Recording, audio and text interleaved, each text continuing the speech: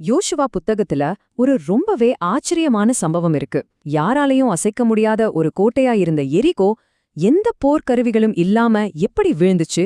வாங்க, இந்த வியக்க வைக்கிற கதைக்கு பின்னாடி இருக்கிற நம்பிக்கை, விசித்திரமான உத்திகளை பத்தி தான் நாம இப்ப விரிவாக பார்க்க போறோம். கதையோட தொடக்கமே ரொம்ப பதட்டமா தான் இருக்கு.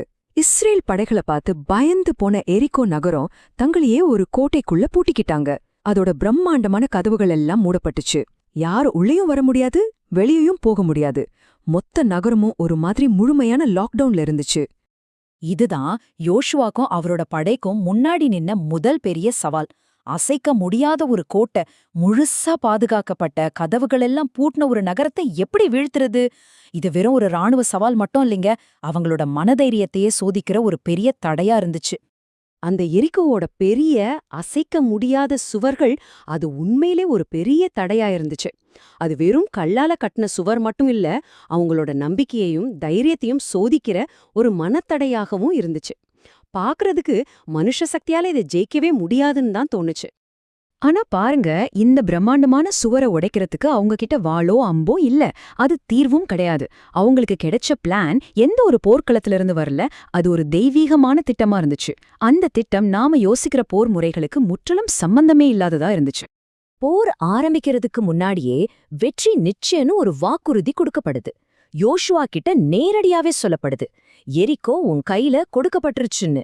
இந்த ஒரு அசைக்க முடியாத நம்பிக்கை தான் இதுக்கப்புறம் வரப்போற ரொம்பவே விசித்திரமான கட்டளைகளுக்கு அடித்தளமா அமைய போகுது. இப்ப அவங்களுக்கு கிடைச்ச வழிமுறைகளை பார்த்தா இது ஒரு போர் திட்டம் மாதிரியே இல்ல, ஏதோ ஒரு மத சடங்கு மாதிரி இருக்கு. அவங்களோட ஆயுதங்கள் கத்தியோ வில்லோ கிடையாது. எது தெரியுமா? அமைதி, எக்காலத்தோட சத்தம், அப்புறம் மக்களோட ஆரவாரம். இத வச்சுதான் அந்த கோட்டையே வீழ்த்த போறாங்க. ஆனா இந்த விசித்திரமான திட்டம் உடனே செயல்படுத்தப்படல. அதுக்கு பதிலா 6 நாளைக்கு தொடர்ச்சியா நடக்கிற ஒரு சடங்கா இருந்துச்சு. இது உண்மையிலேயே இஸ்ரேவேல் மக்களோட பொறுமை, ஒழுக்கத்தை, நம்பிக்கைய எல்லாத்தையுமே சோதிக்கிற ஒரு பெரிய பரீட்சை மாதிரி தான் இருந்துச்சு. யோசிச்சு பாருங்களேன், ஒவ்வொரு நாளும் ஒரே மாதிரி ஒரு வார்த்தை கூட பேசாம முழு அமைதியோட அந்த நகரத்தை சுத்தி வராங்க. அப்போ உள்ள இருக்கிற எரிகோ மக்கள் என்ன நினைச்சிருப்பாங்க? அவங்களுக்கு இது எவ்ளோ குழப்பமா இருந்திருக்கும். இந்த அமைதியான ஊர்வலம் ஒரு வகையில அவங்களுக்கு ஒரு சைக்கலாஜிக்கல் வார் மாதிரி கூட இருந்திருக்கலாம். அவங்களோட அந்த ஊர்வலம் கூட ரொம்பவே ஒழுக்கமா ஒரு வரிசைப்படிதான் இருந்துச்சு. முதல்ல ஆயுதம் ஏந்தினவங்க, அவங்களுக்கு பின்னால எக்காலத்தோட 7 ஆசாரியர்கள், அதுக்கப்புறம் உடன்படிக்கை பெட்டி, கடைசியா மத்த படைகள். இந்த வரிசை அமைப்பு அந்த நிகழ்வுக்கே ஒரு புனிதமான கம்பீரத்தை கொடுத்துச்சு. சரி, 6 நாள் அமைதிக்கப்புறம் 7வது நாள் வருது. இதுதான் கிளைமேக்ஸ். கதையோட வேகம் இங்கதான் சூடு பிடிக்குது. இஸ்ரவேல் மக்கள் இவ்ளோ நாள் பொறுமையா காத்துட்டு இருந்த அந்த நாள் கடைசியா வந்துருச்சு. அந்த 7வது நாள்ல அவங்க விடியற் காலையிலேயே எழுந்திருச்சிட்டாங்க. அன்னைக்கு மட்டும் நகரத்தை ஒரு தடவை இல்ல 7 தடவை சுத்தி வந்தாங்க. ஒவ்வொரு முறை சுத்தி வரும்போதும் பதட்டமும் எதிர்பார்ப்பும் அதிகமாகிட்டே போச்சு. அந்த 7வது சுத்து முடியும் போது கரெக்டான நேரத்துல யோசுவா அவரோட மக்களுக்கு அந்த பவர்ஃபுல்லான கட்டளைய கொடுக்கறார். இவ்ளோ நாள் இருந்த அமைதியை உடைச்சுக்கிட்டு செயல்பட வேண்டிய நேரம் வந்தாச்சு. அந்த நிமிஷம் 2 பெரிய சத்தம் வானத்தையே பிளந்துச்சு. ஒன்னு, அந்த 7 ஆசாரியர்களோட எக்காலத்திலிருந்து வந்த ஒரு நீண்ட முழக்கம். அதை கேட்ட உடனே மொத்த மக்களும் ஒன்னா சேர்ந்து பூமி அதிரும்படி ஒரு பெரிய சத்தத்தை எழுப்புனாங்க. அவங்க கீழ்ப்படிஞ்சதுக்கு கிடைச்ச உடனடியான ஒரு அதிசயமான பலன் என்ன தெரியுமா? அவங்க எல்லாரும் சேர்ந்து எழுப்புன அந்த சத்தத்துல எரிகோவோட அசைக்க முடியாத அந்த பெரிய கோட்டை சுவர்கள் அப்படியே தரைமட்டமா சரிஞ்சு விழுஞ்சிருச்சு. சுவர்கள்லாம் இடிஞ்சு விழுந்துருச்சு.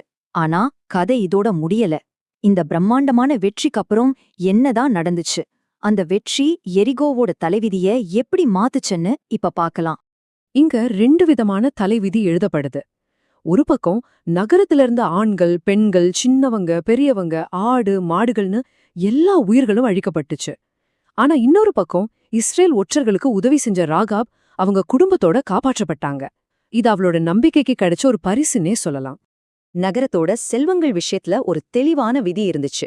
தங்கம், வெள்ளி, வெண்கலம், இரும்பு மாதிரி விலையுயர்ந்த பொருள்கள் எல்லாம் கர்த்தரோட ஆலய கருவூலத்துக்காக தனியா எடுக்கப்பட்டுச்சு. மத்த எல்லா பொருள்களும் நகரத்தோட சேர்த்து எரிக்கப்பட்டுச்சு. இந்த நம்பவே முடியாத வெற்றி யோசுவாவோட தலைமைய மக்கள் மத்தியில ரொம்ப வலுவா நிலைநிறுத்துச்சு. அவரோட புகழ் சுத்துப்பட்டல இந்த எல்லா தேசத்துக்கும் பரவ ஆரம்பிச்சுது. இது அவங்களோட பயணத்துல ஒரு முக்கியமான திருப்புமுனையாக அமைஞ்சுது. எரிகோவோட வீழ்ச்சி வெறும் ஒரு சரித்திர சம்பவம் மட்டும் கிடையாது. அது நம்ம மனசுல ஒரு ஆழமான கேள்வியை விட்டுட்டு போகுது. நம்ம அறிவுக்கு புரியாத, லாஜிக்கே இல்லாத கட்டளைகள் வரும்போது அசைக்க முடியாத நம்பிக்கையும் முழுமையான கீழ்ப்படிதலும் இருந்தா முடியாததுன்னு நாம நினைக்கிற தடைகளையெல்லாம் உடைக்க முடியுமா? இத நாம யோசிச்சு பார்க்கணும்.